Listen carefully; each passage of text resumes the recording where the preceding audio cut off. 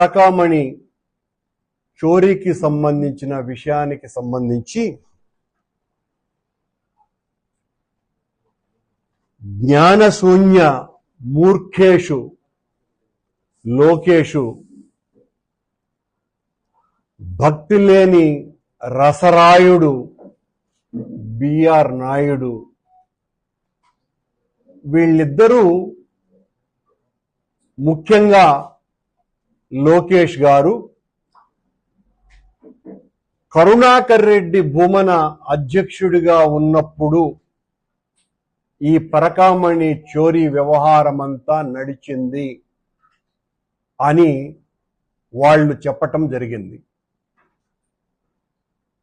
మొట్టమొదట దానికి సమాధానం,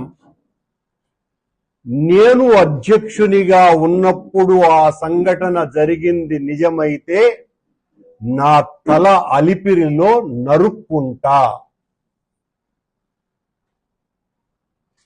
కాదు అన్నప్పుడు వీళ్ళిద్దరూ బహిరంగ క్షమాపణన్న చెప్పాల. నా మొట్టమొదటి డిమాండ్ అది.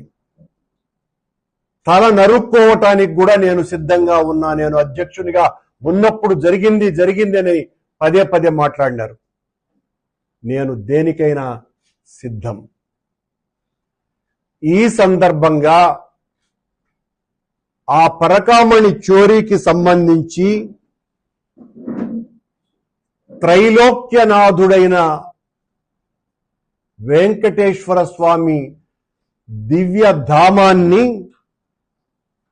టీడీపీ పార్టీకి, ఆ పార్టీకి సంబంధించిన సానుభూతి పరులకి, కొందరు వ్యక్తులకు అది రాజకీయ ఆట స్థలంగా మార్చివేసినారు ఈ కూటమి ప్రభుత్వంలో. జరిగింది ఒక్కటైతే దాన్ని చిలవలు పొలవలు చేసి వక్రీకరించి తమ రాజకీయ స్వార్థం కోసమని స్వామి సన్నిధానాన్నే తమ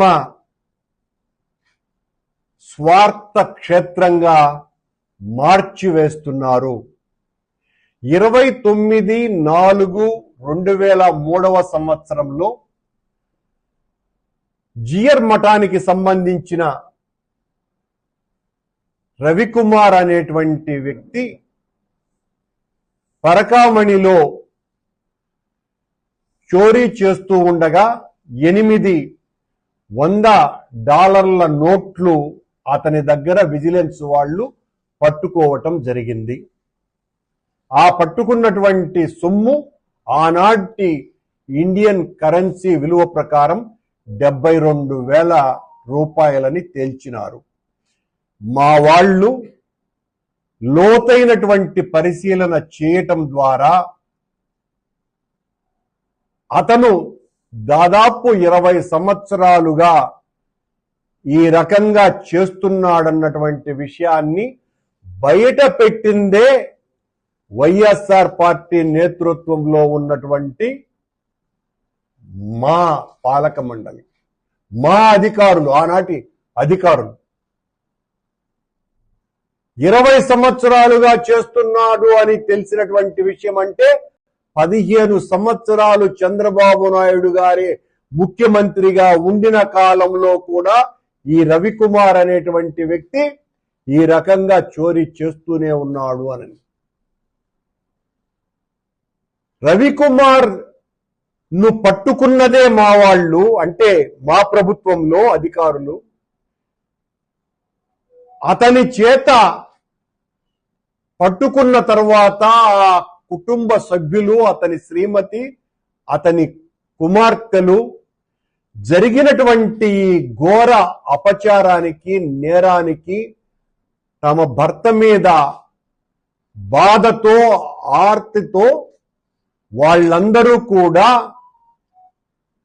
దేవస్థాన అధికారులను సంప్రదించి ప్రాయశ్చిత్తంగా, పాప పరిహారంగా, స్వచ్ఛందగా చేసినటువంటి తప్పుకు దేవుడికి కానుకగా, ప్రతిఫలంగా